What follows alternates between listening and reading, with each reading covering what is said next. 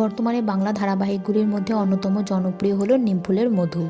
এই ধারাবাহিকের পর্বগুলিতে চলছে এখন টানটান উত্তেজনা। সৃজনের মা ভেবেছিল পর্ণার ছেলে হবে, আর পর্ণা যেমন সৃজনকে তার কাছ থেকে আলাদা করেছে, তেমনি পর্ণার ছেলেকেও তার কাছ থেকে আলাদা করে দিতে চেয়েছিল সৃজনের মা। কিন্তু ঘটনাচক্রে পর্ণার ছেলের বদলে হয়েছে একটি মেয়ে, তাই আশাভঙ্গ হয়েছে সৃজনের মায়ের। এখন সৃজন এবং পর্ণা দুজনেই ব্যস্ত তাদের নতুন কন্যা সন্তানকে নিয়ে। তবে খুব শীঘ্রই ধারাবাহিকে আসতে চলেছে একটি টাইম লিপ, আর এই টাইম লিপের পর দেখা যাবে পর্ণার মেয়ে অনেক বড় হয়ে গেছে, আর ধারাবাহিকের গল্পও অনেকটা পরিবর্তন হয়ে যাবে। তখন প্রধান চরিত্রে পর্ণা ও সৃজনকে দেখানোর পাশাপাশি তার মেয়েকেও দেখানো হবে তার জীবনের ঘটনাকেও। খুব সম্ভবত টাইম লিপের পর ধারাবাহিকের নায়িকা হয়ে উঠবে পর্ণার মেয়ে।